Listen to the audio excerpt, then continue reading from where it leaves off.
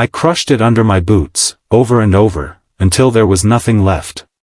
And for the first time in months, I smiled. Not because I hurt someone, but because for once, the pain wasn't only mine. Pause. Let me tell you how ripping apart a single flower became the most satisfying revenge of my life. If you've ever felt invisible, if you've ever watched other people laugh while you're silently breaking inside, then hit like, subscribe, and stay with me. Because this story isn't about violence. It's about the dark, honest side of loneliness no one talks about. Loneliness doesn't arrive loudly. It doesn't knock. It seeps in quietly. Through empty afternoons, unanswered messages, and the constant reminder that life seems to be moving forward, without you. That day, I was already carrying too much. My chest felt tight, like something heavy was sitting on it. My phone was silent. No notifications. No missed calls. Just me, and the sound of my own footsteps. Then I saw them. A couple. Sitting on a park bench like they owned the world. They were laughing, not polite laughter, real laughter. The kind that comes from safety. From connection. From knowing someone chooses you. The girl leaned her head on his shoulder. The guy whispered something and she laughed even harder. And suddenly, my jaw clenched. You know that feeling? When your stomach drops, but not from fear, from envy? I felt it rise in my throat. Why them? Why not me? What did I do wrong? I walked past them pretending not to care. But my body betrayed me. My shoulders stiffened. My pace quickened. My hands curled into fists inside my pockets. Jealousy isn't pretty. It whispers ugly thoughts you don't want to admit. Thoughts like, they don't deserve that happiness. People like me don't get that. I kept walking. Told myself to let it go. But a few minutes later, I saw it. A flower. Bright red. Already picked, just lying there on the ground. Abandoned. Something about it stopped me in my tracks. My brain made the connection instantly, irrational, unfair, but powerful. That's theirs, my mind said. They dropped it while laughing, while kissing, while being everything you're not. I stared at it longer than I should have. That flower wasn't just a flower anymore. It was every couple photo on social media. Every "we're so happy" caption.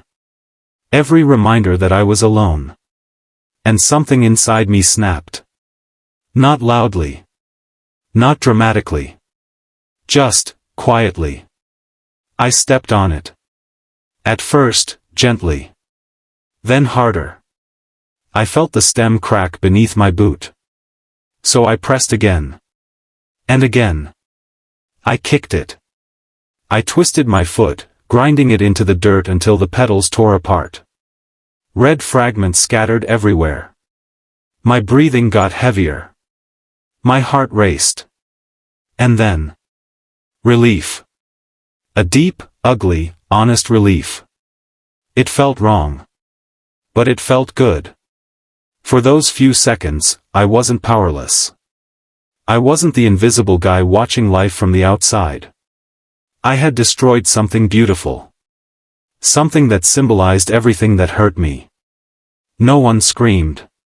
No one got hurt. But inside me, something shifted.